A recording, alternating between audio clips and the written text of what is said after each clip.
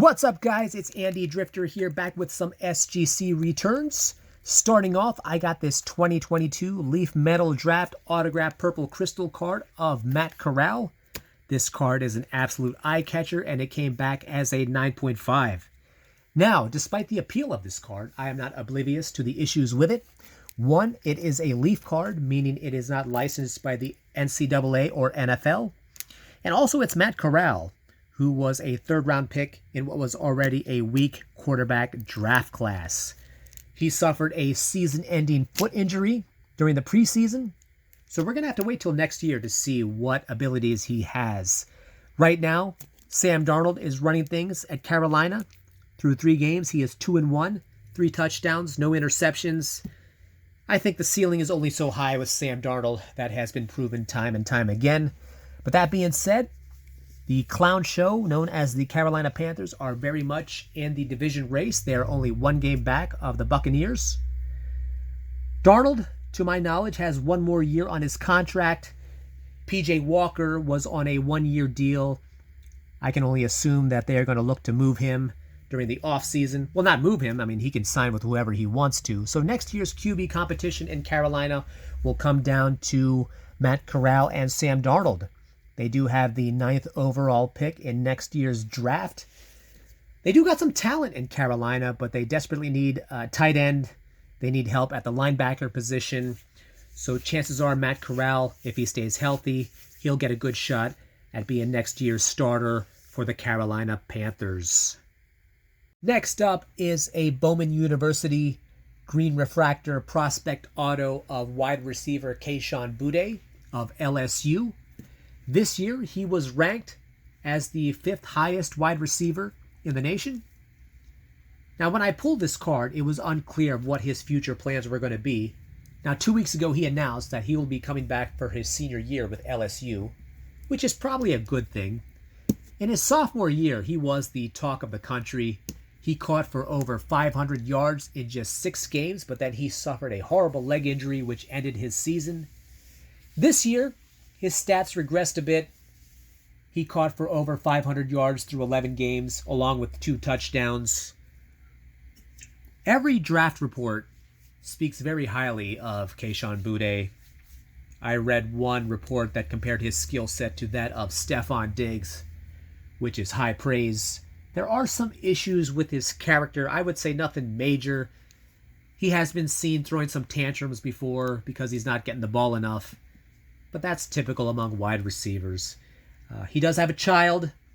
There's also that leg injury he suffered in his sophomore year. Those are red flags that might scare off some teams.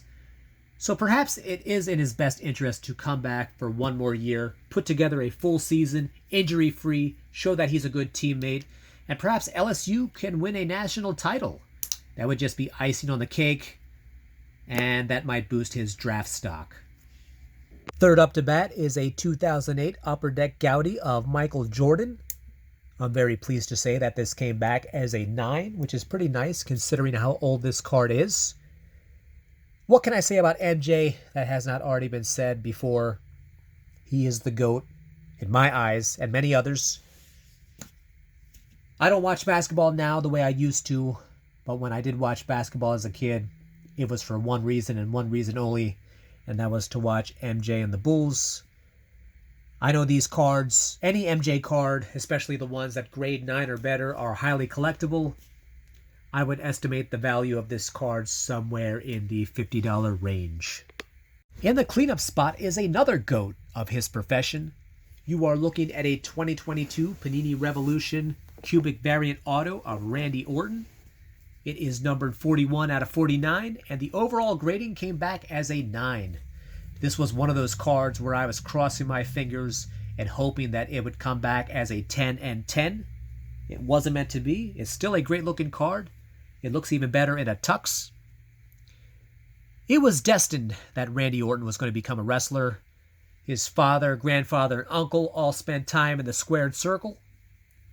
At 24, he became the youngest WWE heavyweight champ. He has defended that title many times. He's 42 years old now, out of commission at the moment due to a back injury.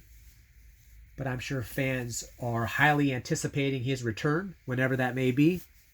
His transition into acting has not gone as smoothly or as successfully as some of his counterparts like John Cena, The Rock, and Batista, but he's still relatively young, so who knows, he may be getting some good roles in the future. But that's the fourth card that I have for you, an auto of Randy Orton. If you were to make a Mount Rushmore of all-time great pro athletes who spent a good chunk, or in this case, their whole career in Milwaukee, you'd have to put Robin Yount on there. He was inducted in the Hall of Fame in 1999, a two-time MVP and three-time All-Star. He did win one Gold Glove. Baseball purists will always compare his career to George Brett, just for the fact that they came into the league around the same time, they retired around the same time, and they both spent their careers with one team. They also represented what was the new age baseball player. What I mean by that is somebody who could hit for average, hit for power, and steal bases.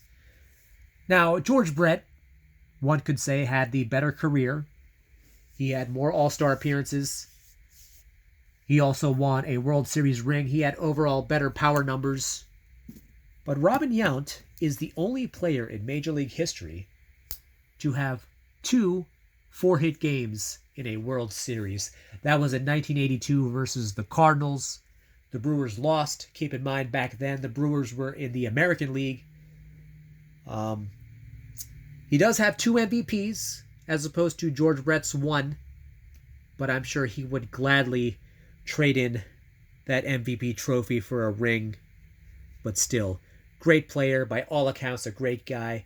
I got this card at a small card shop in Ohio earlier this year. It was a family-owned shop. The owner, his wife, and his kids were working there. Great people. I don't recall the name of it, but he sold this to me for $60. That was a deal I could not pass up. I eventually got around to having it slabbed. Came back as a 9. Of course, you always want to get back a 10. But yeah, there it is. Hall of Fame inductee Robin Yount, 20-year vet, spent his whole career with the Brewers. Matter of fact, you can call him Mr. Brewer. So that's the fifth card that I have for you. Nolan Arenado is among the best baseball players in the league right now. I put him up there with Aaron Judge, Bryce Harper, Shohei Ohtani, and Mike Trout. The difference between him and those guys that I just mentioned is that I do believe Arenado could pretty much walk around and go unrecognized, even in his home city of St. Louis, which is an absolute shame. In 10 years, this guy has an amazing resume. 7-time All-Star, 6-time top 10 MVP finish, 5-time Silver Slugger, and the most impressive feat, he's got 10 Gold Gloves. Now, Brooks Robinson, he is the most decorated third baseman of MLB history. He's got 16. Arenado is more than halfway there. He's got a decent shot of catching him. Arenado, he's 31 years old. You could say he's got 2, 3, 4 more years of prime baseball left in him. Right now, he's got 299 home runs, over 300 doubles, and just under 1,000 RBI. 4 more years left on his contract with the Cardinals. So it's pretty safe to say that he will reach 400 home runs, 500 doubles, 1,500 RBI, maybe somewhere around 2,200 hits, give or take.